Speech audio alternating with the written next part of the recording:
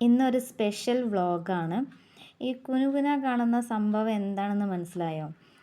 ഇത് പൊങ്കാല അർപ്പിക്കാൻ വേണ്ടിയിട്ട് അടുപ്പ് സെറ്റ് ചെയ്ത് വെച്ചേക്കാണ്.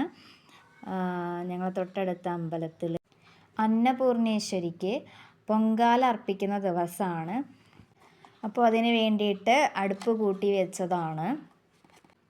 ഇത്രയധികം അടുപ്പൊക്കെ കൂട്ടി വെച്ചപ്പോൾ ഞാൻ തീരെ പ്രതീക്ഷിച്ചില്ല ഇത്രയും അധികം ആളുകളും ഇത്രയും ഗംഭീരമായൊരു പരിപാടി ആവും എന്നുള്ളത് കേട്ടോ. ഞാൻ ആദ്യമായിട്ടാണ് കാണുന്നത്, അതുകൊണ്ടായിരിക്കും ചിലപ്പോൾ. ഇത് അമ്പലമൊക്കെ നന്നായിട്ട് അലങ്കരിച്ച് സൂപ്പറാക്കി വെച്ചിട്ടുണ്ട്. ഇത് രാത്രിക്കത്തെ വ്യൂ ആണ്. പിന്നെ നമ്മൾ പിറ്റേ ദിവസം രാവിലെ പൊങ്കാലയുടെ അന്ന് അമ്പലത്തിൽ പോയപ്പോൾ ഹോമകുണ്ടൊക്കെ റെഡിയാക്കി വെച്ചിട്ടുണ്ട്. പിന്നെ ഇതിന് വേണ്ടിയിട്ട് നമ്മളൊന്നും കൊണ്ടുപോവേണ്ടതില്ല. നമ്മളിപ്പോൾ ബുക്ക് ചെയ്താൽ നമ്മുടെ പേരും നാളും വെച്ച് ബുക്ക് ചെയ്തിട്ടുണ്ടെങ്കിൽ പിന്നെ അമ്പലത്തിൽ പൊങ്കാലയുടെ ദിവസം ചെന്നാൽ നമുക്ക് ഇതുപോലത്തെ മൺകലം, അതേപോലെ തന്നെ വാഴയില, അതിലേക്ക് കയ്യിൽ ഉണ്ടാവും. പിന്നെ അരി, ശർക്കര, പഴം, ചന്ദനത്തിരി, കർപ്പൂരം, ചിരാത്, അതിലേക്കുള്ള എണ്ണ, തിരി എല്ലാതും അവിടെ നിന്ന് തരും കേട്ടോ. വിറകടക്കം അവിടെ നിന്ന് തരും. നമ്മൾ ജസ്റ്റ് ഒന്ന് പോയാൽ മാത്രം മതി.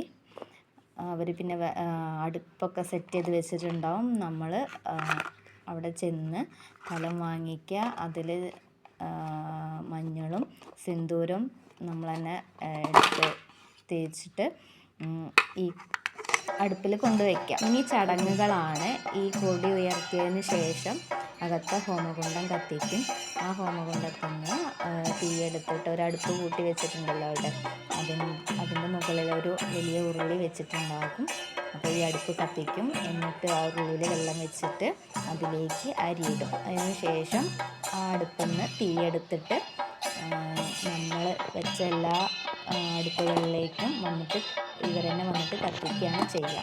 അങ്ങനെ നമ്മളെ കലം വെച്ച് അതിൽ വെള്ളം വെച്ച് പിന്നത് തിളക്കുമ്പോൾ അരിയിട്ട് അങ്ങനെയാണ് നമ്മൾ ഈ പൊങ്കാല സ്റ്റാർട്ട് ചെയ്യുന്നത്.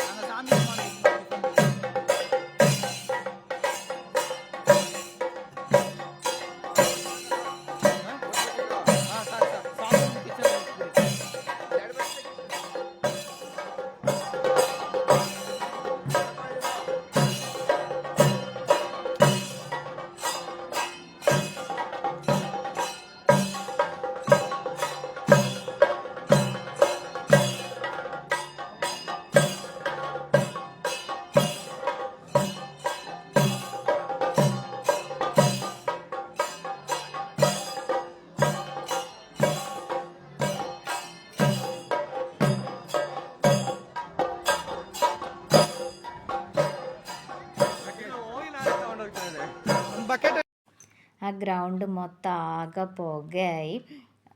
കണ്ണൊക്കെ നന്നായിട്ട് എരിവുണ്ടായിരുന്നു. ഇത് രാവിലെ നല്ല മഴക്കാറും ചെറുതായിട്ട് മഴച്ചാറലും ഒക്കെ ഉണ്ടായിരുന്നു. ഭയങ്കര തണുപ്പായിരുന്നു, നല്ല തണുപ്പായിരുന്നു. പക്ഷേ ഈ അടുപ്പ് ഇങ്ങോട്ട് കത്തിച്ച് വന്നപ്പോഴെല്ലാവരും തണുപ്പ് പമ്പ കടന്നു എന്ന് പറയില്ലേ, അതുപോലെയായിരുന്നു. കാരണം ആകെ കംപ്ലീറ്റ് പുകയായിരുന്നു ഫസ്റ്റ്. പിന്നെ ഈ അടുപ്പിൻ്റെ ആ ഒരു ചൂടുണ്ടല്ലോ, തീ കത്തിയിട്ടുള്ള ആ ഒരു ചൂട്. അപ്പോൾ ഒരടുപ്പ് രണ്ടടുപ്പ് എന്നല്ല, എത്രയോ അടുപ്പുകളുണ്ടല്ലോ. അപ്പോൾ അതിൻ്റെ എല്ലാം ചൂട് ഇങ്ങോട്ട് തട്ടിയിട്ട് ആർക്കും തണുക്കുന്നതേ ഇല്ല. പിന്നെ കണ്ണൊക്കെ എരിഞ്ഞ് കണ്ണിൽ നിന്നൊക്കെ നന്നായിട്ട് വെള്ളം വന്ന് ഭയങ്കര ചൂടെടുക്കലായിരുന്നു. അങ്ങനെ നമ്മുടെ പായസം റെഡി ആയിക്കൊണ്ടിരിക്കുകയാണ്. സത്യം പറഞ്ഞാൽ എൻ്റെ ലൈഫിൽ ഫസ്റ്റ് ടൈമാണ് ഞാൻ പൊങ്കാല ഇടുന്നത്. ഞാനത് കഴിച്ചിട്ടുമില്ല, ആദ്യമായിട്ടാണ് ഞാൻ ചെയ്യുന്നത്.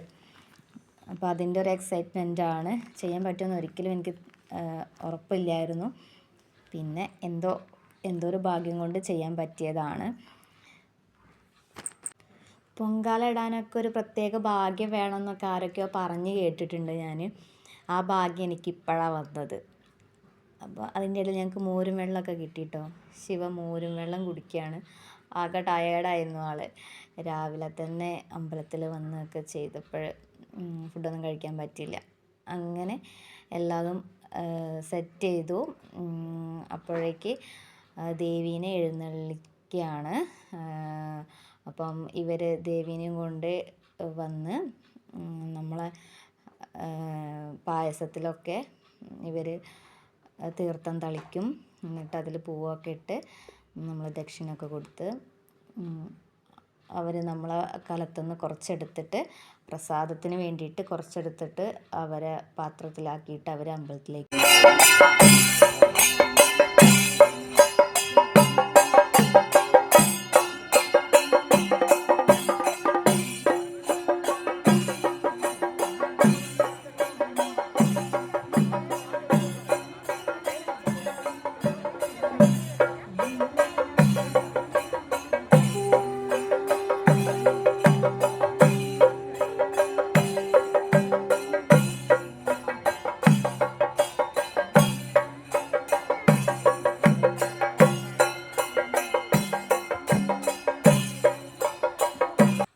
അപ്പോൾ എൻ്റെ പൊങ്കാല വിശേഷം ഇത്രയേ ഉള്ളൂ. Tata bye bye, see U.